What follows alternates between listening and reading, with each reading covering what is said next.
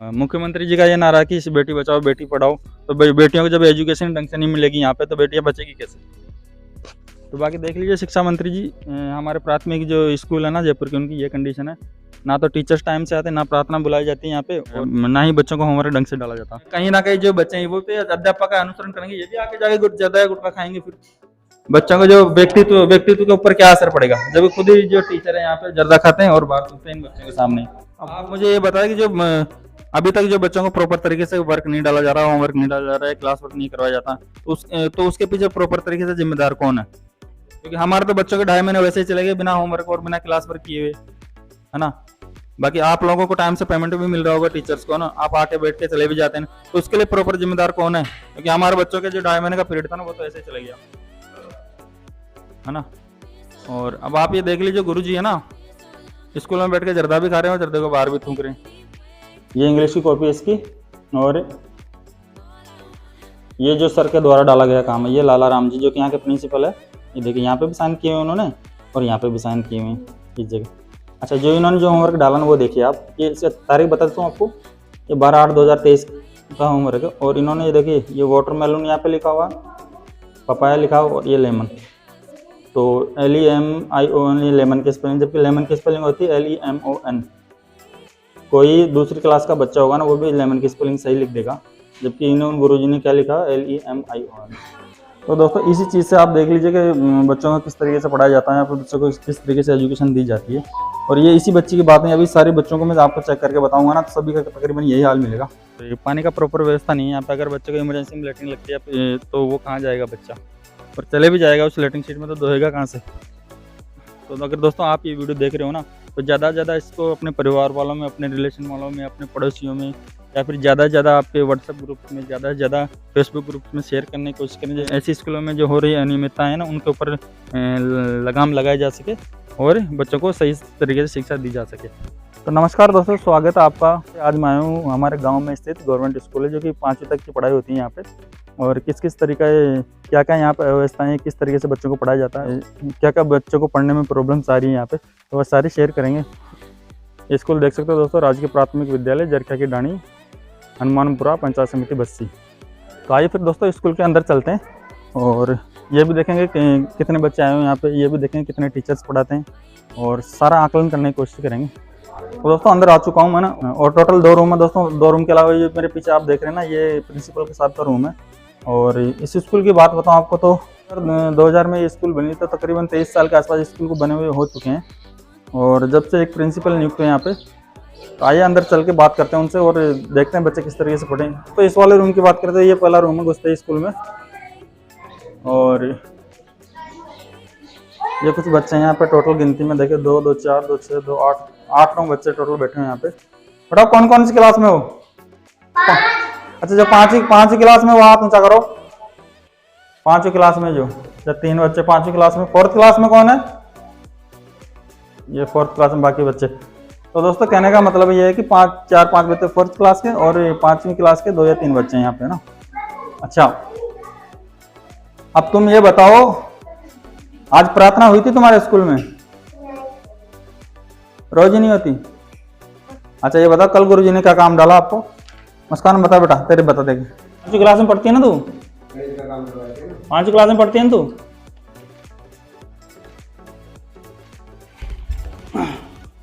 देखो जी, ये बच्ची सर की तरफ मत देखे बेटा, इधर देख इस कैमरे में ना। देखो ये बच्ची है मुस्कान, जो कि 5वीं क्लास में पढ़ती है ना।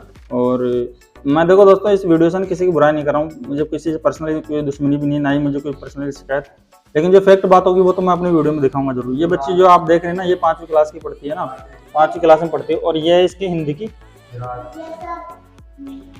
कॉपी। तो आप देखिए ये हिंदी की कॉपी, और इसमें 2.5 महीने के आसपास, 2.5 महीने बोले तो 75 दिन हो गए स्कूल को शुरू हुई है ना। और 75 के दिन के पीरियड में 1 2 3 जो पेज है उनमें काम डला हुआ है ना। तो अब आप देख लीजिए क्या कंडीशन है। 2.5 महीने के पीरियड में, 75 के दिन के पीरियड में 3 पेजों में काम डला हुआ है। अच्छा मुस्कान, एक बात तो 5वीं क्लास में पढ़ती है, अब अपने भारत के प्रधानमंत्री का नाम जानती है? नहीं पता? राजस्थान के मुख्यमंत्री जी कौन है? नहीं पता?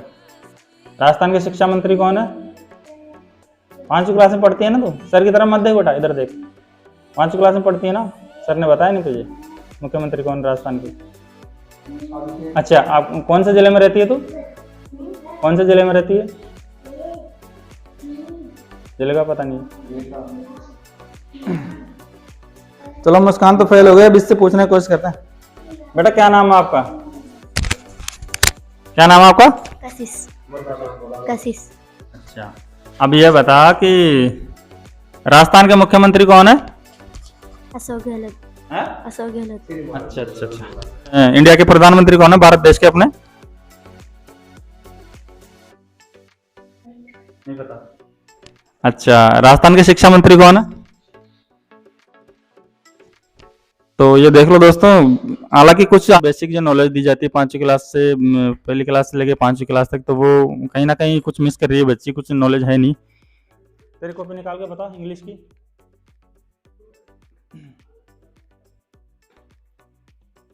क्या क्या पढ़ाया जा रहा था बता। तो दोस्तों ये, अच्छा बेटा क्या नाम है आपका? नंदिनी।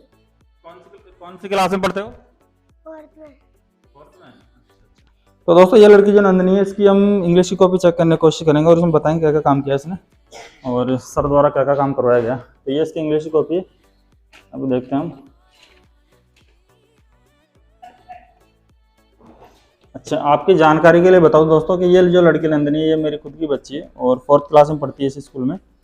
तो मैंने जब घर पे इसके जितने भी सब्जेक्ट थे, हिंदी हुआ, इंग्लिश हुआ और मैथ हुआ, तो इनका सबका आकलन करने की कोशिश की और इस बच्ची को लेकर बैठा मैं अपने साथ में कि बता बेटी आपको स्कूल में क्या क्या होमवर्क करवाया जाता है, क्या क्या नहीं करवाया जाता।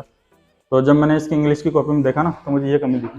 ये देखिए आप, ये इंग्लिश की कॉपी है इसकी, और ये जो सर के द्वारा डाला गया काम है, ये लाला राम जी जो कि यहाँ के प्रिंसिपल है, ये देखिए यहाँ पे भी साइन किए हुए उन्होंने और यहाँ पे भी साइन किए हुए हैं इस जगह।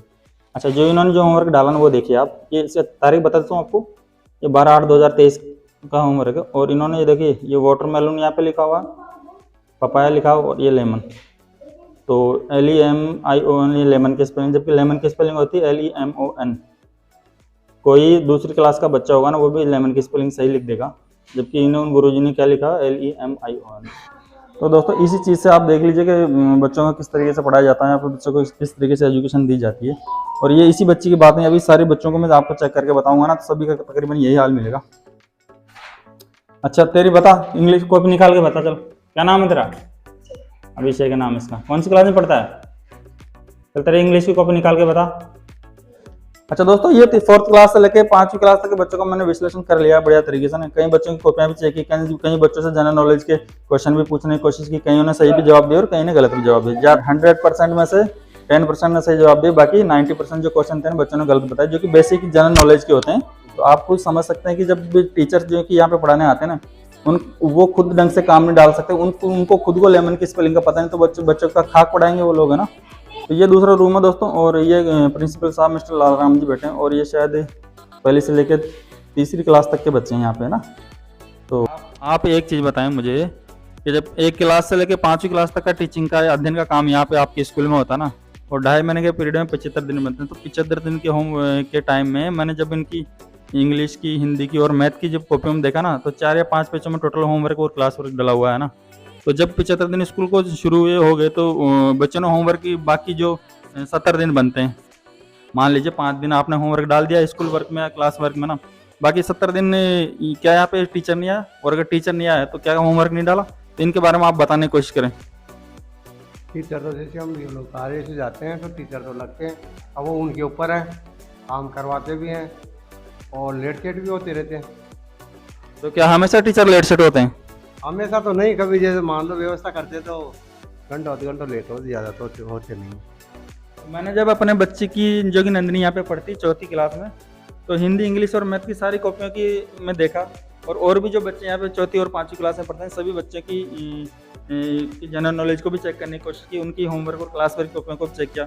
तो मुझे तो सभी बच्चों की जो बुक कॉपियाँ थी ना, इंग्लिश, चाहे वो हिंदी की हो, चाहे इंग्लिश की हो, चाहे मैथ की हो ना, 5 या 7 पेजों में होमवर्क या क्लास वर्क डाला है। बाकी जो पेज है ना, वो सब खाली है आज तक, जबकि स्कूल को शुरू हुए 75 दिन हो चुके हैं। तो इस बारे में आप बताएं, अगर आप नहीं आ रहे तो कोई दूसरे टीचर आ रहे होंगे यहाँ पे, तो आपकी जगह जब दूसरे टीचर यहाँ पे आके टीचिंग करवा रहे हैं, तो जब रेगुलर स्कूल खुल रहा है तो फिर बच्चों को 4 या 5 दिन ही होमवर्क क्यों डाला? मतलब 15-20 दिन तो मेडिकल पे रहा, फिर इसका प्रशिक्षण चालू हो गया FNL का, उसमें चला गया दूंगा, तो पूरा जुलाई मेरा तो ऐसे ही निकल गया। और उस पीरियड में दूसरे टीचर आते थे तो उनके ऊपर है वो क्या करवाते हैं क्या नहीं करवाते, उसकी तो हम कैसे देख रेख करें। अब आप मुझे ये बताएं कि जो अभी तक जो बच्चों को प्रॉपर तरीके से वर्क नहीं डाला जा रहा, होमवर्क नहीं डाला जा रहा है, क्लास वर्क नहीं करवाया जाता, तो उसके पीछे प्रॉपर तरीके से जिम्मेदार कौन है? क्योंकि हमारे तो बच्चों के 2.5 महीने वैसे ही चले गए बिना होमवर्क और बिना क्लास वर्क किए हुए, है ना। बाकी आप लोगों को टाइम से पेमेंट भी मिल रहा होगा टीचर्स को ना, आप आके बैठ के चले भी जाते हैं, तो उसके लिए प्रॉपर जिम्मेदार कौन है? क्योंकि हमारे बच्चों के जो 2.5 महीने का पीरियड था ना, वो तो ऐसे ही चले गया, है ना। और अब आप ये देख लीजिए, गुरुजी है ना, स्कूल में बैठ के जर्दा भी खा रहे हैं और जर्दे को बाहर भी थूक रहे हैं। तो आप ये देखिए कि जब शिक्षक जो पढ़ाने वाले हैं ना, बच्चों को अच्छी चीज़ सिखाते हैं, अच्छी तरीके रहन सहन अच्छा हुआ, अपने लाइफ स्टाइल के बारे में अच्छा कुछ सिखाते हैं, और ये खुद ही आपने देखा कि जर्दा खा के बाहर थूक रहे हैं ना। तो अब ये चीज़ जब बच्चों के सामने आएगी ना, बच्चों का जो व्यक्तित्व के ऊपर क्या असर पड़ेगा, जब खुद ही जो टीचर है यहाँ पे जर्दा खाते हैं और बाहर थूकते हैं इन बच्चों के सामने। तो दोस्तों, जब मैंने स्कूल का सारा विश्लेषण किया, बच्चों का टीचिंग का लेवल देखा, बच्चों को किस तरीके से पढ़ाया जाता है, बच्चों को किस तरीके से होमवर्क डाला जाता है, और बच्चों की व्यक्तित्व के बारे में जानने की कोशिश की, टीचर्स के व्यक्तित्व के बारे में जानने की कोशिश, तो कहीं ना कहीं फॉल्ट लगा इन चीज़ों में। आइए बाहर चल के बात करते हैं। तो अभी मैं स्कूल से चल के बाहर आ रहा हूँ। अच्छा, एक चीज़ और बताऊँगा कि ये मेरे पीछे की साइड में ना, जो बच्चे के जो लेटरिन बाथरूम है ना, वो बने, वो बताता हूँ आपको ना। तो देख सकते हो दोस्तों, ये स्कूल के बैक की साइड में लेटरिन के बाथरूम बने हुए बच्चों के लिए, सुलभ शौचालय वगैरह, ये शायद बाथरूम वगैरह बना हुआ है। इसकी कंडीशन देख सकते हैं आप, किस तरीके की साफ सफाई यहाँ पे। और ये वाला रूम शायद बंद है,